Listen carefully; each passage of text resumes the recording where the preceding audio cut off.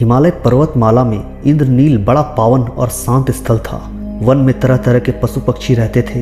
नाना प्रकार के पुष्प वृक्षों और फलादि के पेड़ों से वह स्थल आच्छादित था। वहीं जगह जगह ऋषि मुनियों की झोपड़ियां भी बनी हुई थी। ऐसा लगता था मानो प्रकृति ने अपने हाथों से उस वन को संवारा हो। उन्हीं झोपड़ियों के पास एक तेजस्वी युवक बहुत दिनों से अंगूठे के बल पर खड़ा होकर तप में लीन था। उसने खाना पीना सब कुछ छोड़ दिया था। वह केवल हवा पीकर ही रहता था। उसका शरीर सूख गया था, सिर के बाल बढ़ गए थे, पर चेहरे पर तेज बढ़ता जा रहा था। लगता था मानो दूसरा सूर्य निकल रहा हो। वह तपस्वी पांडवों का भाई अर्जुन था। वेद व्यास की सलाह से वह दिव्यास्त्र प्राप्त करने के लिए शिव जी को प्रसन्न करने की चेष्टा कर रहा था, क्योंकि छली, षड्यंत्रकारी और पापी कौरवों को हराने के लिए शिव जी के शरण में जाने के अतिरिक्त पांडवों के पास दूसरा कोई उपाय नहीं था। अर्जुन के तप के तेज से आसपास की धरती जलने लगी। झोपड़ियों में रहने वाले ऋषि मुनि घबरा उठे। वे अर्जुन को समझाने लगे कि वह ऐसा कठिन तपस्या न करे, पर अर्जुन ने उनकी बातों पर ध्यान नहीं दिया। ध्यान भी वह कैसे दे सकता था? उसे तो अधर्म और अन्याय को मिटाने के लिए शिव जी से दिव्यास्त्र प्राप्त करने थे। अतः वह तप में लगा रहा। अर्जुन ने जब ऋषि मुनियों की बात पर ध्यान नहीं दिया तो ऋषिगण सामूहिक रूप से शिव जी से प्रार्थना करने लगे, प्रभु, अर्जुन के तप से धरती जल रही है। अगर आप उसे रोकेंगे नहीं तो इस वन में हम लोगों का रहना कठिन हो जाएगा। उसी समय आकाशवाणी हुई, ऋषियों, घबराओ नहीं, अर्जुन पूर्व जन्म का देवता है। उसके तप से तुम्हारा अनिष्ट नहीं होगा। वह मुझसे दिव्यास्त्र लेना चाहता है। मैं उसके तप से प्रसन्न हूँ। यह वाणी स्वयं भगवान आशुतोष की थी। अर्जुन बड़ी श्रद्धा से उनकी आराधना में लगा रहा। उन्हें प्रसन्न करने के लिए तप करता रहा। दोपहर का समय था। अर्जुन अपनी पूजा की माला भगवान के चरणों पर चढ़ा रहा था। सहसा उसे एक सूकर दिखाई पड़ा जो कहीं से निकलकर उसी ओर आ रहा था। अर्जुन ने झट से अपना धनुष बाण उठाया और धनुष पर बाण चढ़ाकर सूकर पर चला दिया। बाण सूकर की छाती में लगा। वह धरती पर गिरकर कुछ देर तक तड़प कर सदा के लिए सो गया।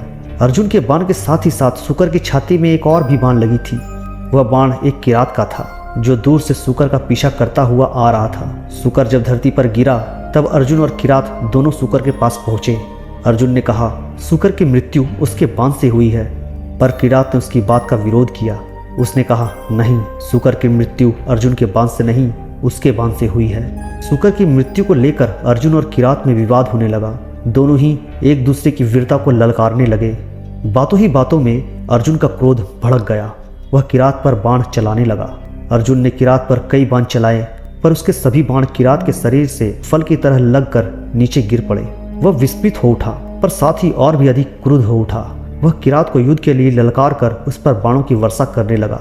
फलतः किरात भी युद्ध के लिए तैयार हो गया। किरात और अर्जुन दोनों में युद्ध होने लगा। अर्जुन के पास युद्ध की जितनी कलाएं थीं, जितने अस्त्र शस्त्र थे, सबका उसने उपयोग किया, पर किरात का बाल तक बांका न हुआ। इस बार वह तलवार लेकर किरात की ओर झपटे। किरात, भगवान का स्मरण कर ले, तेरा अंतकाल आ गया। किंतु जैसे ही अर्जुन ने तलवार किरात के सिर पर मारी, तलवार टूट गई। अर्जुन निहत्थे हो गए और उन्होंने एक पेड़ उखाड़ लिया और उसे किरात पर फेंका। लेकिन उसके आश्चर्य का ठिकाना न रहा, क्योंकि किरात के शरीर से टकराते ही पेड़ किसी तिनके की भांति टूटकर नीचे जा गिरी।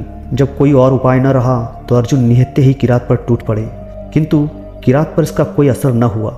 उसने अर्जुन को पकड़कर उठाया और उन्हें धरती पर पटक दिया। अर्जुन बेबस हो गया। तब अर्जुन ने वही रेत का शिवलिंग बनाया और भगवान शिव से प्रार्थना करने लगा। इससे उनके शरीर में नई शक्ति आ गई। अर्जुन ने उठकर फिर से किरात को ललकारा, किरात, अब तेरा काल आ गया। वह चीखे, लेकिन जैसे ही नजर किरात के गले में पड़ी फूलमाला पर पड़ी, वह स्तब्ध होकर खड़े के खड़े रह गए। अरे, ये पुष्पमाला तो मैंने शिवलिंग पर चढ़ाई थी, तुम्हारे गले में कैसे आ गई? पल मात्र में ही अर्जुन का सारा भ्रम जाता रहा। वे समझ गए कि किरात के भेष में स्वयं महादेव ही उनके सामने खड़े हैं। अर्जुन किरात के चरणों में गिर पड़े।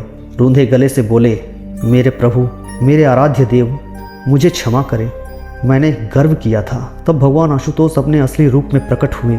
माता पार्वती भी अपने असली रूप में आ गई। शिव जी बोले, अर्जुन, मैं तेरी भक्ति और साहस से प्रसन्न हूँ। मैं पाशुपत अस्त्र का भेद तुझे बताता हूँ। संकट के समय यह तेरे काम आएगा। शिव जी का वचन सत्य हुआ। महाभारत के युद्ध में अर्जुन अपने परम प्रतिद्वंदी कर्ण को पाशुपत अस्त्र से ही मारने में सफल हुए।